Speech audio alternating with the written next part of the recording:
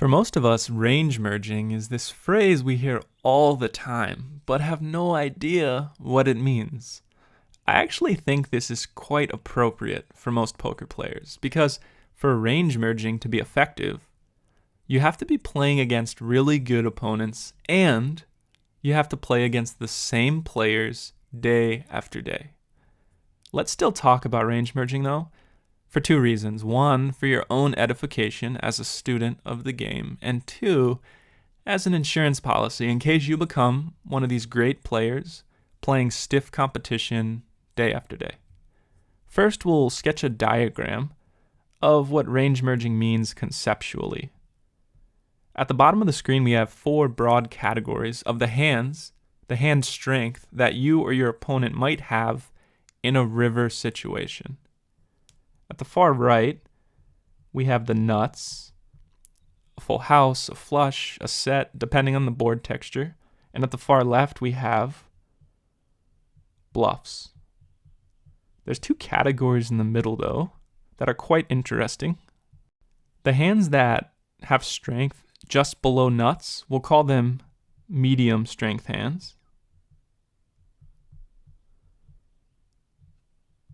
And the hands in between medium strength hands and bluffs, maybe ace high, top pair with a weak kicker on certain boards, we call these bluff catchers, abbreviated BCs.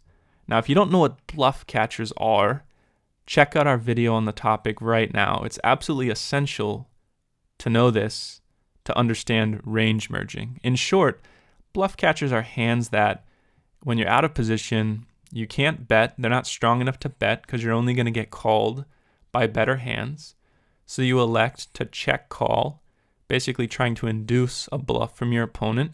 And if you're in position, they're certainly not strong enough to raise, but some percentage of the time you call because you want to catch when your opponent is purely bluffing.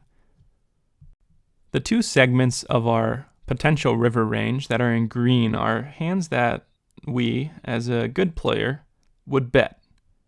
With a smiley face, we'd bet bluffs on the river, and we'd also bet the nuts. We call this a polarized river betting range, which is actually quite appropriate. If you think about it, we'd certainly want to bet the nuts, but over time, a thinking opponent would stop calling our river bets. So we have to balance our nut bets with something, and we decide to do it the cheapest way possible. We balance them with bluffs. That way, when we get re-raised, we just fold.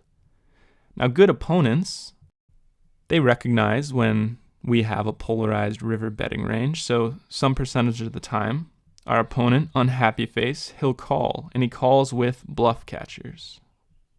So what about medium strength hands? Well, these are hands that we will check or call a bet from our opponent. So we'll check call or check back.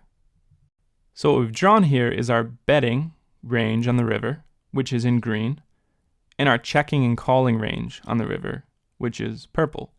And in orange, you can think of that as our opponent's calling range. So what is range merging then? Well, it's dipping into our medium strength hand range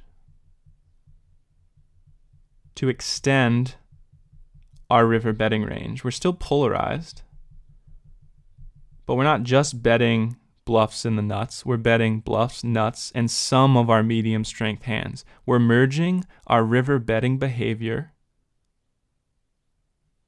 beyond the nuts into our mid-strength hand range.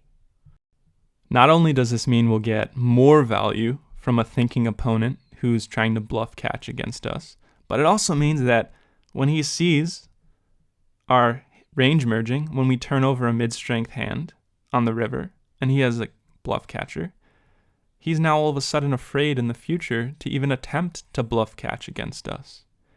So range merging isn't an essential tool if you're a great poker player against great competition, and it's a very profitable tool if you're a great poker player against just good competition. Now, a diagram can be a little difficult to understand, so let's now go through a hand example. It'll just be a heads-up pot. The flop will come out king, king 2. Let's say we have 6, 7 of spades. Hello, YouTube. First off, congratulations on making it halfway through our range merging video. It's not an easy topic, so we're impressed with your persistence. Good job. We want you to keep learning though. Watch the entire second half of this video. You'll get the full range merging hand example on our website. It's really easy to get there. Just click the direct link in the description box right below this video.